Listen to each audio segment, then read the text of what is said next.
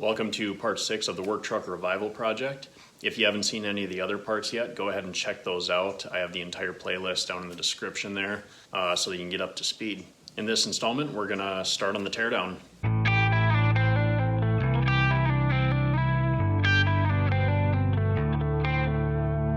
And if you want to learn how to fix your vehicle, do budget restorations, troubleshoot equipment, and all sorts of other types of garage-related stuff, be sure to subscribe to Midwest Garage so you don't miss anything. Also, I now have shirts, hoodies, and all sorts of cool stuff available for purchase. So if you like what I'm doing on the channel and want to support me, make sure you click the link down in the description and pick one up.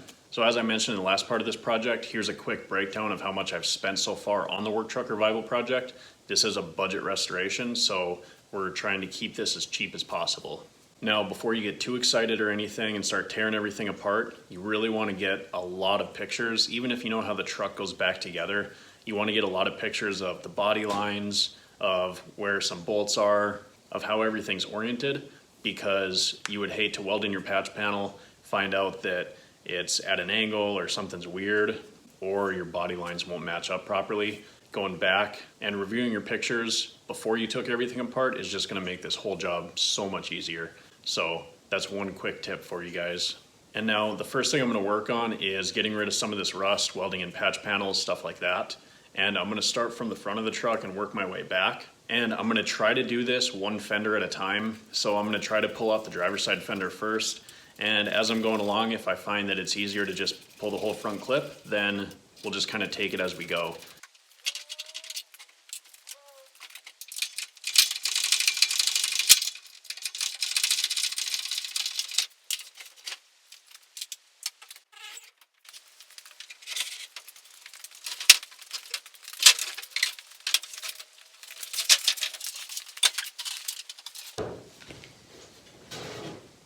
So it wasn't pretty, but you can get the hood off all by yourself. As long as you kind of know where to ballast the weight so it can balance on these, you'll be just fine. And I'm not too worried about scratching anything up since we are doing body work and we're eventually going to paint and all that. So if things get a little bit scratched up, personally, I'm not too worried about it.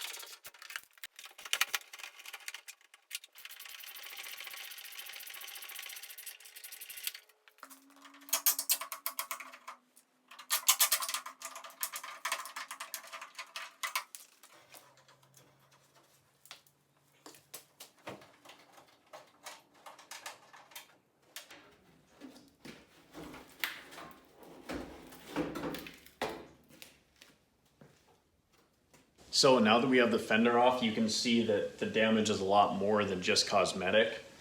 You can see the entire inner rocker panel here is completely rusted out, which I do have a new rocker panel, so we're going to be replacing that. The fender bolts right to this, so it's not only cosmetic, it's also structural. Also, the inner fender and the wheel well here has a piece of metal kind of tacked in here, so this whole thing needs work. Other than that, it's not too bad. Probably just getting rid of the surface rust and then obviously cleaning everything out. And this will be painted so that it matches the inside of the fender, and it'll just make the engine bay look that much better. Now let's take a look at that fender and the patch panel. Now there is some surface rust around here, but it is repairable. A little bit soft around here, but nothing that we can't fix without patching it. Now if you look on the back side,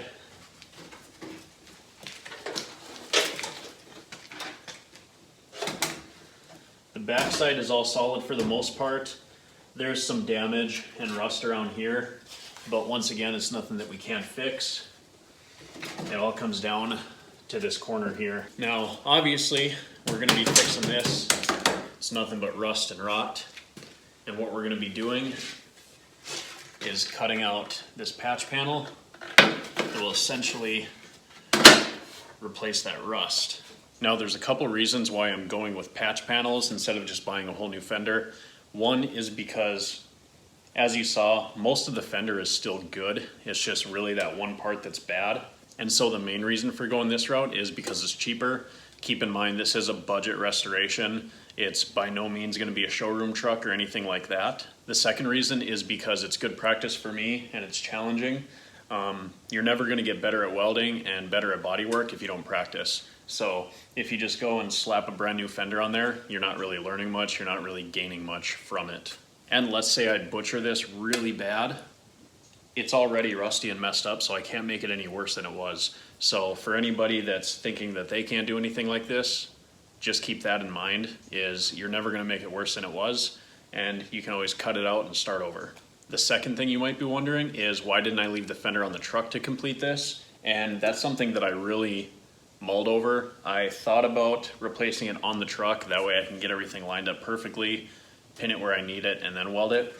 But I need to do a lot of finessing around the inner fender to get this patch panel in, so I figured it would just be easiest to take it out. Plus then I have full access to the inside of it, as well as the wheel well, so that I can properly fix all the rust and not leave anything behind.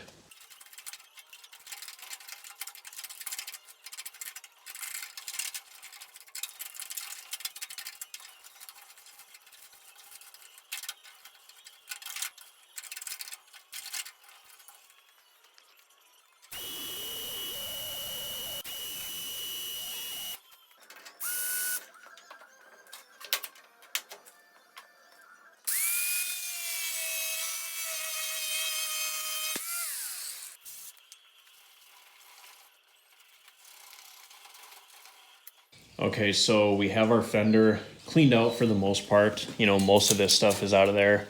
We have our rivet removed and our trim taken off. So now it's pretty much prepped for body work. And all I'm doing here is using a ratchet strap to secure it to an old toolbox as my workbench. That way it's solid, that way it's not moving, so then I can make my measurements, make my cuts, all of that, without having to worry about it moving around and without having any fancy piece of equipment. Just get an old workbench or a toolbox and a ratchet strap, and you'll be able to do this in your garage by yourself just fine. Now when it comes to your patch panel, it's not going to fit perfectly, and that's because this is an aftermarket part. You know, it's perfectly okay if it doesn't fit perfectly. When you buy these, they say to expect to do a little bit of body work to make them fit. But you want to line up all your body lines. You want to make sure you're in the right orientation. And I'm going to have to bend this side out just a little bit to make it fit over this so I can get a proper measurement.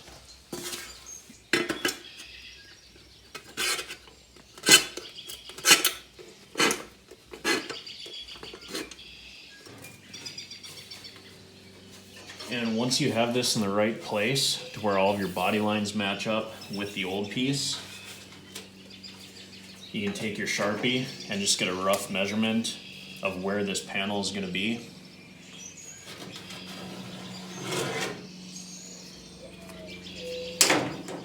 Then you can pull this off.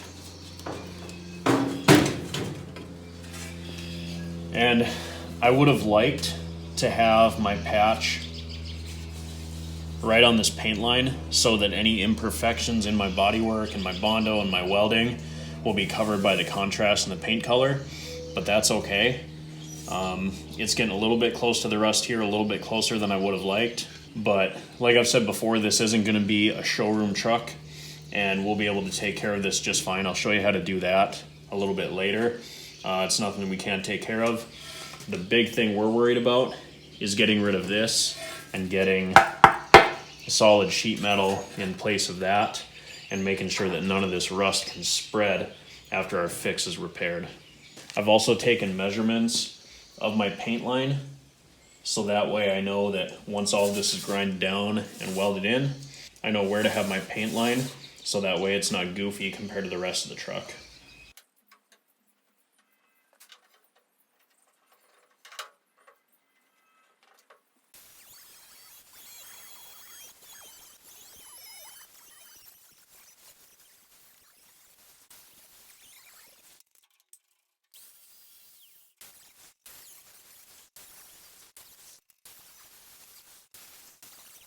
Now, once you get most of your old metal cut out, the edges of this patch are plug welded to the inner fender.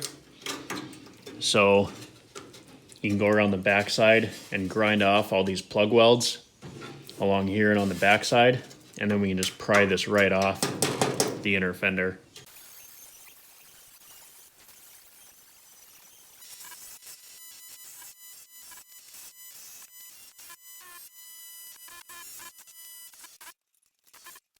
So now that we have all of our rust cut out of our patch, you can see that the inner fender has a lot of damage here and it's pretty weak. So we're gonna have to get some sheet metal to cut all this out and reinforce this so that it's fixed correctly and so that our panel will be nice and solid once it's welded in. And now that the old panel is out of the way, you'll see that this easily fits in place right where we need it to.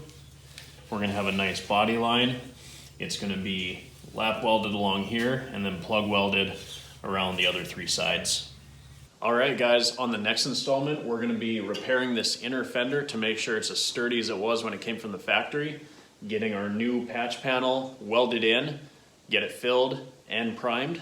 And I'm gonna show you guys how to do your body work so that it's seamless so nobody will ever know that it was a patch panel. We're also gonna be repairing that wheel well to make that look brand new. And then we'll be moving on to the next project in this work truck revival. If you guys are liking this project so far, please let me know, give me a thumbs up. It really helps the channel continue to grow, and share this video with somebody you know if they have an old square body GM pickup that they're planning on working on. Make sure you subscribe to Midwest Garage and click notifications so that you don't miss any part of this build. And also check out some of the other videos that pop up around here. I have a lot of how-tos on fixing your daily driver. I have a lot of chainsaw videos and videos on pretty much anything that you come across in your own garage. Thanks for watching, guys, and I'll see you in the next part of the Work Truck Revival project.